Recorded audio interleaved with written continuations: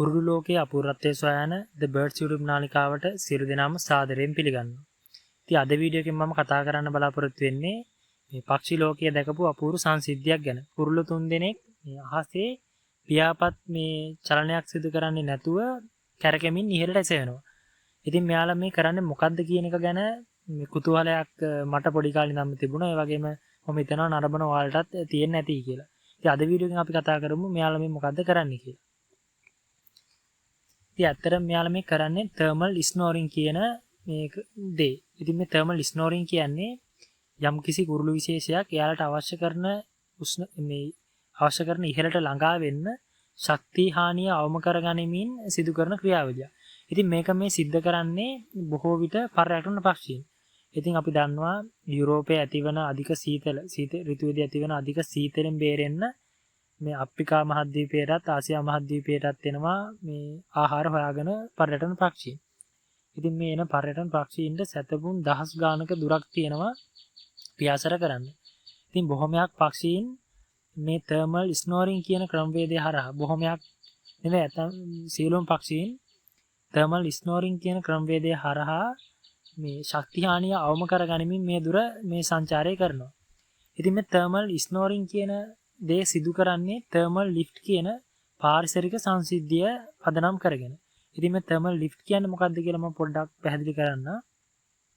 අපි සාමාන්‍යයෙන් thermal lift කියලා කියන්නේ සූර්යාලෝකයේ පෘථිවි තලයට වැටුණාට පස්සේ ඒ අවට වායු ගෝලය රත් වෙන්න පටන් ගන්නවා. ඉතින් ජලද පරිසර පද්ධතීන් අවට වායු ගෝලය ඊටමත් සෙමිනුත් මේ නගරාශ්‍රිත සහ මේ ගොඩබිම් ආශ්‍රිත මේ පරිසර පද්ධතිය වායු ගෝලය ඊටමත් ඉක්මනින් රත් වෙනවා. ඉතින් මේ රත් වෙන වායු ගෝලයේ මේ ප්‍රසාරණය වීමත් සමග ඝනත්වය අඩු වෙලා ඉහළට එසවෙන්න පටන් ගන්නවා. මේ ඉහළට එසවෙන වායු ධාරාවන් thermal current එක මත ලිස්සා යාමට තමයි අපි කියන්නේ thermal snoring කියලා. ඉතින් මේ thermal snoring කියන ක්‍රමවේදය පැරාග්ලයිඩින් ක්‍රීඩා වේදන ක්‍රීඩකයන් ඒ වගේම ගුවන් නියමුණුත් භාවිතා කරනවා. ශක්තියක් වැය නොකොට ඉහළට එසවෙන්න. ඉතින් මේ කුරුල්ල 3 දෙනාත් මේ රවුමට කැරකෙමින් සිදු කරන්නේ ඒක.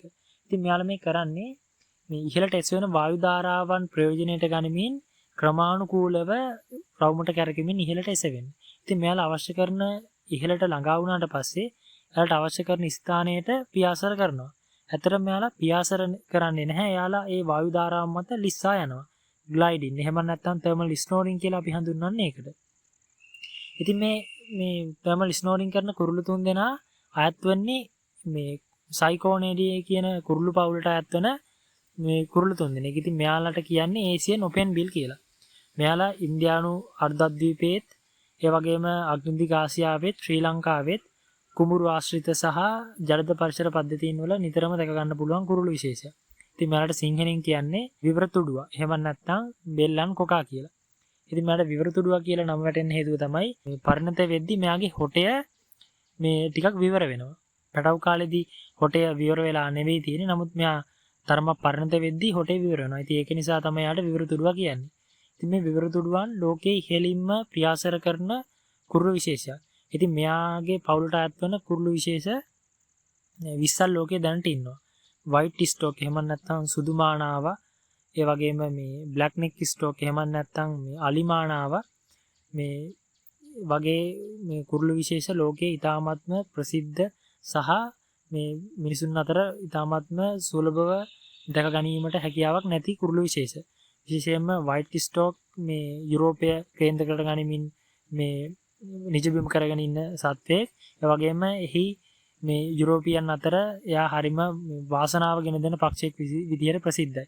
ඒ වගේම ලෝකේ ඊටාත්ම ඉහළින් සතපුම් දහස් ගාණක් දුර ගෙවාගෙන යන කුරුළු විශේෂ විදිහට මෙයාලා ප්‍රසිද්ධයි. ඉතින් මේ ඒසියන් ඔපෙන් බිල් කියන කුරුළු විශේෂය ඉන්දියාවේ, බංග්ලාදේශයේ වගේම ශ්‍රී ලංකාවේ සුලභව දැක ගන්න පුළුවන් මේ ජල ආශ්‍රිත පරිසර පද්ධතීන් වල.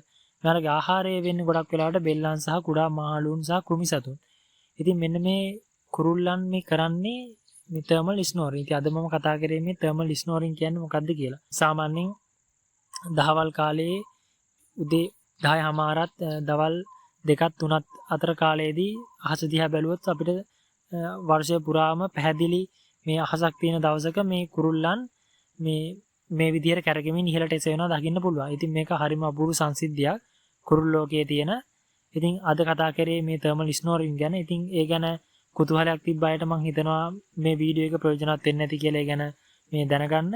ඉතින් මේ වීඩියෝ එක හොඳයි කියලා ඔයාලට හිතෙනවා නම් පහලින් කමෙන්ට් කරන්න. ඒ වගේම ආනවුන් කාණ්ඩයට අයත් වෙන කුරුල්ලන් ගැන වීඩියෝ එකක් ඉස්සරහට කරන්න ඕන නම් ඒ ගැනත් පහලින් කමෙන්ට් කරන්න.